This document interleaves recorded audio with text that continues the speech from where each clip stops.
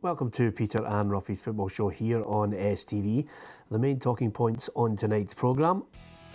Former Rangers player Johnstons says Pedro Caixinha is a good coach, but he'll need investment. Former Gers boss Mark Warburton becomes the new manager of Nottingham Forest with David Weir as his assistant. St Mirren boss Jack Ross would be happy to finish in a playoff place in the Championship.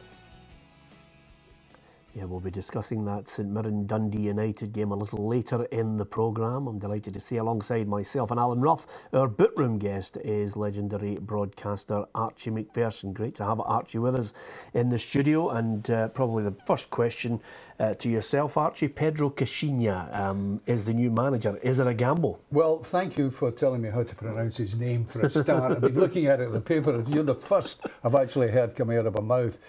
It's a gamble. Yes, of course it's a gamble. Very few people, even in football, I was just with a football agent just before I came, and he seems to know a little bit about him, and he is respected by the people who do know him and do know his career in other places. But you know, we've seen foreigners before at Ibrox. Paul Le Guen, of course, is the famous or infamous case of having got it quite wrong there. But that, I have to say, was at a time when the Rangers squad would not accept anybody. Remember, there was a cabal of players there who just didn't want him at all, and they were powerful players. This is a much weaker squad in terms of personality than there was there with Rangers, so I think there'll be an easier transition. But it's nevertheless, for a player, for a manager who quite clearly cannot know very much about Scottish football, other than by looking at videos or by talking to people about it. In that respect, it is a gamble. Plus the fact, it doesn't matter who came in at Rangers at the moment. And it doesn't matter about whether Caixinha has actually said, no, he's the best squad in the country. It's a tad exaggerated, I think.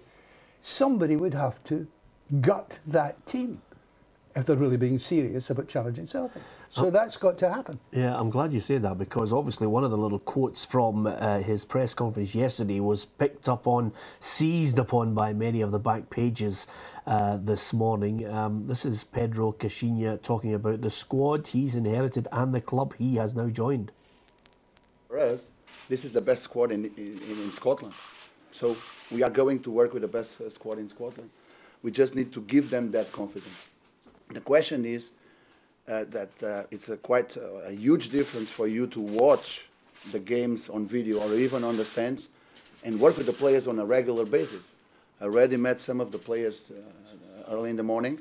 It was quite a very good impression on the first place and the first moment. But we need to establish this relation with them. I'm a guy about relations. I do believe that relations can make the difference. And that's what we are going to do since the very beginning, starting from tomorrow.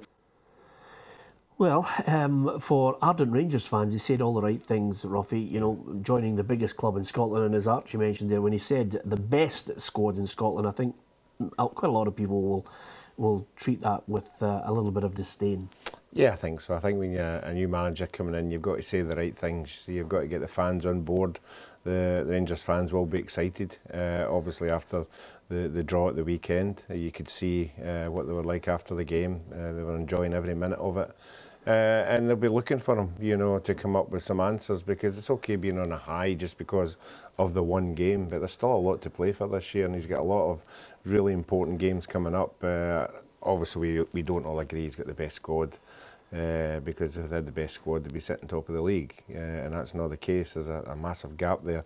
But he'll go in there and he'll want to win big games. I think he needs to win the big games that are coming up, the big semi-final. That's the games that will win over the supporters. Yeah, one of your old teammates, Ruffy, was in Scotland today. Maurice Johnston was there to promote the Scottish Cup semi-final that you mentioned between Rangers and Celtic. Of course, he played for both sides. He reckons Caixinha has got a good pedigree, but he's going to need money. He was in Mexico 3-4 years. He won 3 trophies, I think. Listen, he's a good coach. I think he needs some money. That's all he needs. If you look at it, they really need to spend some money, give the coach a little bit of finances to bring in better players. Try and bridge a gap. Were you out with Mo last night, Ruffy? just a wee bit worried there. You know, he looks as if he's been out on the Fresh-faced youngster. Yeah. I mean, what do you make of? Morris, I think, has got a good point there about it. I don't think. Really, football is an international language. He can coach the players to the best of his ability and his strategy and his ethos. Sure. I think the key issue is money. Well, when we were discussing Ian Cathro, going to Hearts, I think both of us made the point. The most important thing is management. Relations, that was the important one. By the way, he's very articulate. That for a start, might be a help. Man-managing, getting the right kind of relationships with the player. And going back to the point we were already discussing, I think we went over the top saying he's the best squad and so on. But nevertheless, I think we have experience, maybe at Hibs a couple of years ago, of a new manager coming in and obviously losing the dressing room very early on by maybe not saying the right things. Yeah. So I think his tone is right, maybe a tad exaggerated, but he cannot simply echo the kind of criticisms that you, Ruffy, and others have been making about the Rangers players. I mean, I think, I've already said it needs gutted, but he's not going to say that. No, and listen, even if he thought it, if he's got money to gut it, then that's another issue. We move on from Rangers to Mark Warburton, because quite clearly, Mark Warburton has been confirmed as the Nottingham Forest manager, Ruffy, probably a couple of weeks later than he would have hoped for when it could all have been so smoothly handled. I just wonder what Rangers' next course of action will be on the basis that both he and David Weir are now appointed managers. Frank McParland is there.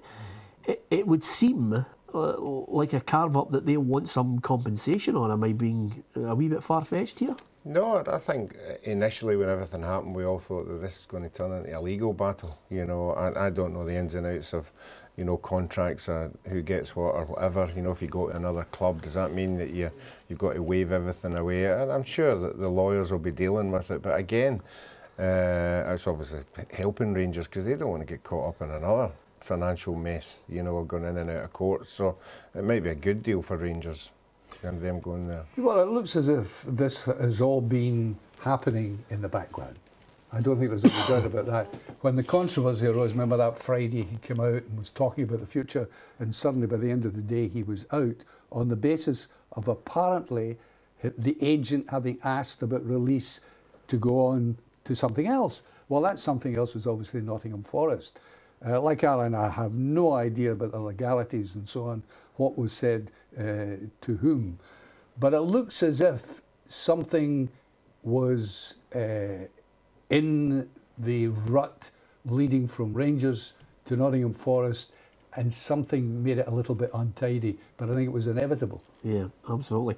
You picked up on a point there as well. You mentioned Ian Cathro. I've got to get your thoughts on some of his quotes. Ruffy said that, a lot of critics have been eating their words after Hearts' emphatic win over Hamilton. Equal if we say give him time to get it right. I wouldn't be as short term to say he's finally getting it right with a 4-0 win over Hamilton Accies. No, I think he's getting a bit excited. Obviously that the pressure, he was beginning to feel it. With the results that he was getting. A 4-0 result gives you a wee bit of breathing space. But again, I think he's getting carried away as well. I think there's a lot of more important games coming up for him. He needs to try and get pushed into that third position. Because I think that's where Anne Budge wants to be. Yeah, and on that point, Archie, just briefly, because I want to get your thoughts on it after the break as well, Gordon Strachan, the Scotland squad. Do you think Jamie Walker will feel slightly aggrieved he's not in it? Because I've been well impressed with the youngster. He's very good. He's a very good player, but you can't pick everybody. He's been injured fairly recently, as I think I can understand. And somebody, I cannot remember a squad selection being made without somebody griping that they weren't in the squad and not included. And I think this old feeling that they don't play for the right club, consequently they're not going to get a Scottish cap, has been going on since, well, as long as I can remember. Yeah. For example, in 1974, Peter Cormack eventually wrote a blistering book criticising the Scottish manager Willie Ormond because he wasn't included, and said in it, if I had been a Celtic or a Rangers player, I would have had more caps. Yeah, well, I'm going to pick you up on that point after the break as well, because of course there's a man sitting next to you who actually just completely blows that theory out of the water. Alan Rough for Partick Thistle as Scotland's #1 goalkeeper. We will talk about Scotland, Gordon Strachan, the squad. St Mirren against Dundee United is a big game as well, and we thought we'd give you a question about the two teams.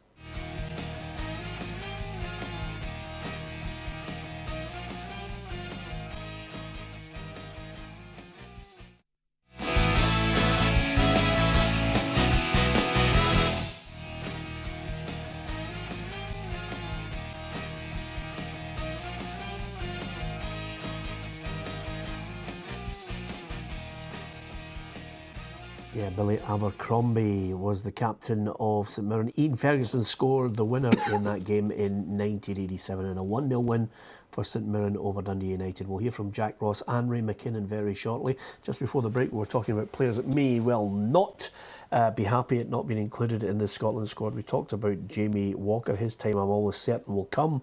But the Aberdeen contingent are far from happy as well, Ruffy. Kenny McLean, Graham Shinnie, Ryan Jack. Yeah, I think the three of them are playing well, but I think with the players that Gordon has picked, the experienced players, I don't think any of these three are better than a Snodgrass or a Fletcher. I think they've had a good season, but not to take along to be first choice players. Yeah. Here's the squad. Archie, we all know it's win or bust against Slovenia.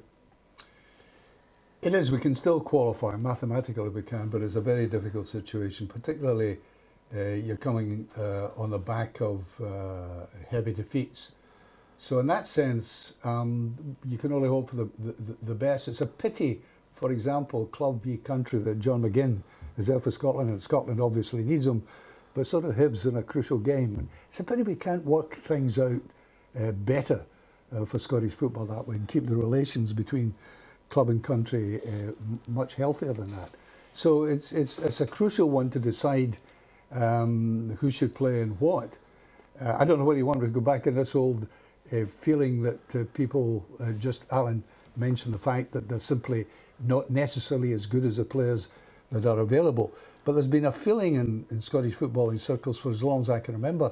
I mentioned prior to the break Peter Cormack. Yeah. Could also take a great player, one of the outstanding players for Scotland, Willie Miller, who made his World Cup debut in Seville against Brazil. And I said, were you proud of that? He said, I'm proud of the fact for two things. I got playing, and I got playing as an Aberdeen player, because Aberdeen players found it hard to get selected for Scotland. He said, if I had played in the West for either of the big two teams, I would have had more caps. He was quite blatant about it. Yeah. That's how he said. Just and we'll finish on this point, but it's something that you and Ruffy will have been over the course with on numerous occasions. It's a very strong argument in those days because we had, so many good players playing at the top level. Sure. I think it's slightly different, the argument now, because quite simply Gordon Strachan is looking for players that are playing at levels where they're going to come up against players that they will come up against in international football. Whereas, your Aberdeens of the world, no disrespect to them, but your Aberdeen, your Hibs, it takes something exceptional for that player to make the jump nowadays, to international football. I think those levels are way, way different from... Willie Miller was a European Cup winner. I agree with you there, because obviously in my circumstances at Partick Thistle, I found it difficult, going for Partick Thistle, playing in front of 2,000 or 3,000 and then going into 80,000, 90,000 against quality players who are doing things differently than what you were playing against. Sure. So you've got to adapt to it very, very quickly, and obviously it takes you a while. It is a massive leap, because you're coming up against international players who are doing something different. And I keep saying Andy Ritchie. I mean, Andy Ritchie was about the only person I know, and Davy Cooper, of that era who could do something special with a ball, could hit it with the outside of their foot. And then you went in to play international games, and they were the only two people that you could relate to of doing the things that these international players were doing. Yeah, it's an interesting argument, one that will continue, no doubt, as certain players are left out of subsequent squads. Let's move on to a big game tomorrow night, St Mirren against Dundee United. Of course, Jack Ross knows exactly what's at stake, and he's quick to point out the way things are at the moment, with them at the foot of the championship table, he'd happily take the playoff position. It's always been the focus has been on catching the team immediately above us, whoever that it would be at the time. It's Ayr United at the moment, because that's got to be our first priority, our first target. If we do that, then we're giving ourselves an opportunity to remain in the league via the playoffs. We want to avoid both bottom positions, but if we can catch 9th, then great. It gives us that platform. So points total wise, I've no idea. We just want to keep clawing ourselves closer, and we're doing that. And we're now in a position, I think, 4 behind, 9 games to go. That was a lot worse not that long ago. So hopefully there's a shift, and we're building on that. Well, he's battled, he's made a difference to St Mirren. 4 wins in the last 7, only defeats to Celtic and Wraith Rovers, Archie. He's given them a fighting chance. Well, Alan will know better than anybody what it's like when you have a sequence of defeats and you're away down. I'm not saying you played for teams away down at the bottom, but yes, you are. but you understand that there's a great psychological trauma that the players go through. They feel it difficult to pick themselves up. Well, he did against the Hibs. I didn't see the game, so I can't comment, but I'm told from people who saw the game that Hibs were absolutely dire that night, although St Mirren took advantage of it. So if you can get that kind of momentum and get the encouragement from Brendan Rodgers, who said they were the best opposition they had this season, which slightly surprises me. We could maybe debate that at length, or why he said that. But nevertheless, if he gets that kind of incentive, as opposed to Dundee United, whose over-exuberance caused somebody to be sent off the other night in the game against Hibs. Yeah. Hibs should have won more handsomely than they did. And United, I think, had better watch that you don't start to crumble. And St Mirren could catch them like that. Yeah, absolutely. These are vital games. Dundee United next on the horizon for St Mirren, then Queen of the South, Ayr and Dumbarton. So it's going to be a crucial month ahead for St Mirren. And of course for Dundee United, Ray McKinnon is quick to emphasise they just want to make sure they're in that promotion place. The target's always going to be promotion, and how we achieve that is, you know, there's different ways to do that. But I think the message at the start of these, let's finish as high as possible in the league, and that's still the message now. Now, whether, like I just said, that it could be the top of the league, could be second, could be third, but we need to finish as high as possible. So, again, we just got to try and win as many games as possible from the end of the season. We knew this would be an up and down season. We pulled everything together really quickly. We've had our highs, we're going to have our lows, but I think the message is still the same. We just got to try and win as many games now and see where we end up at the end of the season and finish as high as possible. Now, if that's top of the league, brilliant. You know, and if it's second or third, then we accept that, and you know, we deal with that at the end of the season. Well, they can leapfrog Morton if they get the win tomorrow night, but all I would suggest to you, Robbie, is there's 2 wins in 10 games. If you have a look at that table, if United don't make it, I think financially they could be in serious trouble. Yeah, I think they've got to give them a fighting chance. I think they've got to give themselves a fighting chance. I think they've got to start picking up points again. Like you are, I think it would be a shocker if they weren't in the playoffs. And I know Ray McKinnon's trying to be, you know, quite blasé about it, but I think the pressure's on with them now with the results that they've had. So they really need to go and get, I would say, 3 points at St Mirren. I really do, because if Queen of the South just get a sniff of anything with the amount of games, they could be under really pressure. But you really need to win that league to make sure you go up. And that's why Hibs are so keen on winning it, because the whole system is weighted against the team from the Championship with the number of games they have to play. Yeah. Even Rangers found that themselves when they were involved in that kind of playoff situation. So it's a harrowing time for these clubs. Yeah, absolutely. Archie, before we go, you won't be privy to this, but last week I know sometimes you tape the programme, but you missed the odd one, so I thought I'd highlight it to you that Ruffy's tip for the League was Paris Saint-Germain. so you now understand how that turned out. So it's Juventus, Porto and Leicester Seville tonight. Ruffy, are any of those your new choices? No, I don't think any of these teams will get to hold that lofty trophy at the end of the season. Yeah. Well, I think Barcelona must be strong favourites now, having come back from the dead like that. Yeah. I think they were tremendous, marvellous game. I was actually at the famous Dunfermline-Valencia game. Remember the 6-2 game? Yeah, absolutely. Which was the same thing. I remember the Valencia team turned up, didn't want to play. Their officials were saying the pitch was hard, and it was hard. Yeah. You know, by today's standards, the game would never have been played. But Johnstons had them in a grip. The referee and official cozying them up to them and so on. Got the game played, and he played a 16-year-old Alec Edwards in that game. Made his debut, and another boy, another teenager, and a remarkable game. They won 4-0. Went to the third game, were beaten 1-0. Only 1,000 people turned up at that game in Portugal in pouring rain, and the total profits for Dunfermline were £3.10. Yeah. Can I just say something, Archie? That is why we have you on the programme. You know, it doesn't matter what game, you've always been to the game before it where the actual history was made. It was an absolute joy. £3.10, and some clubs are making that now when they get into the Europa League. Thanks very much to Archie MacPherson. A joy to listen to him. Good night.